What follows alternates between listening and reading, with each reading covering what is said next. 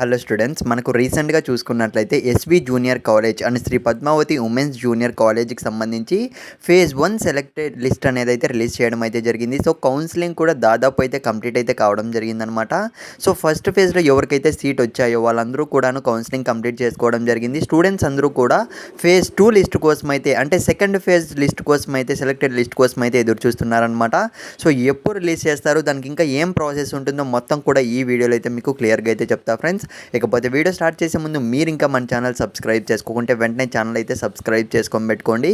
ఇకపోతే so phase 2 selected list కోసం అయితే ఎదురు చూస్తున్న వాళ్ళకి నేను చెప్పేది ఏంటంటే, కింద టెలిగ్రామ్ గ్రూప్ లింక్ అయితే పెట్టాను. కొద్దిగా ప్రాసెస్ అయితే ఉంటుంది.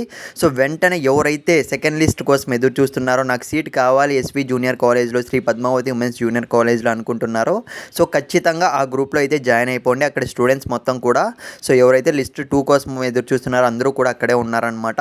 ఇకపోతే సో ఈ విషయం పక్కన పెట్టినట్టయితే లిస్ట్ 2 ఎప్పుడు రిలీజ్ చేస్తారన్నానైతే చాలామంది స్టూడెంట్స్ అయితే డౌట్ అయితే అడుగుతున్నారనమాట.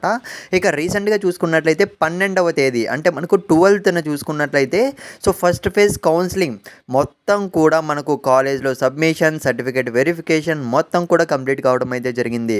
ఇకపోతే మనకు ఎవరైతే ఫస్ట్ ఫేజ్లో సీట్ వచ్చి కూడా కౌన్సిలింగ్కి వెళ్ళలేదో వాళ్ళ సీట్లన్నీ కూడా మిగిలిపోయింటాయి. అవి మనకు ఫేజ్ 2 అంటే సెకండ్ కౌన్సిలింగ్లో రిలీజ్ చేయడం అయితే జరుగుతుందన్నమాట. ఫేజ్ 2 సెలెక్టెడ్ లిస్ట్ అనేది ఎప్పుడు రిలీజ్ చేస్తారు అన్న విషయానికి వస్తే, మనకైతే ఫస్ట్ ఫేజ్ కౌన్సిలింగ్ కంప్లీట్ అయిన 1 వీక్ అయితే మనకు వ్యాలిడేషన్ మొత్తం కంప్లీట్ చేసి, సీట్లు ఎన్ని మిగిలి ఉన్నాయో మొత్తం వ్యాలిడేషన్ కంప్లీట్ చేసి అయితే మనకు సెకండ్ ఫేజ్ లిస్ట్ అనేది రిలీజ్ చేస్తారు. సో గైస్ వెయిట్ చేద్దాం. సో ఖచ్చితంగా టెలిగ్రామ్ గ్రూప్లో జాయిన్ అవ్వండి.